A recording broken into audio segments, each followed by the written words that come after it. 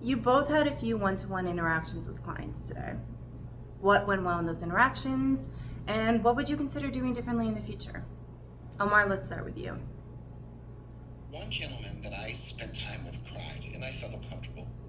And like I said the wrong thing, and I wanted to fix things for him, and I couldn't think of anything to say except, "I'm sorry you're feeling sad." So I sat with him for a while, but I felt useless. Is there anything you might do differently if you encounter such a situation again in the future? I need to remember that I can't change his situation. Although it's my first instinct, I need to stay self-aware about that. Dipti, what do you think? Well, we've talked in class about focusing on the client's cues, verbal and nonverbal. So, Omar, when his crying let you know that he was sad, I think it was really helpful for you to acknowledge that he was feeling sad.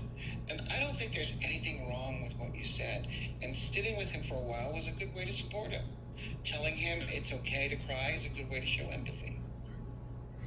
Thinking about it now, is there anything you might say or do if that situation arises again? I could ask, "What are you thinking right now?" And hopefully he would speak more about his feelings and concerns. That's a good open-ended question. It lets the client determine the direction of the conversation depending on what they think is important.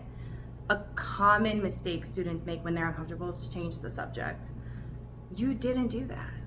With practice, you'll feel more confident and comfortable with periods of silence. But if I'm silent, won't the client think I'm ignoring their concerns? Don't forget that silence is a therapeutic technique. Silence allows the client to gather their thoughts and allows the nurse time for observation of nonverbal communication.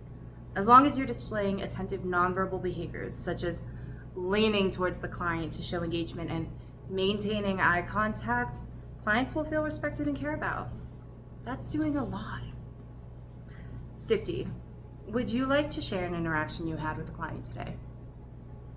I talked with a young man who was really angry. He said, "I can feel my anger hissing away like air escaping from a punctured tire. And it's like the anger is trying to burst out of my head and I'm about to explode." So I stayed with him and I listened and, the attentive nonverbals.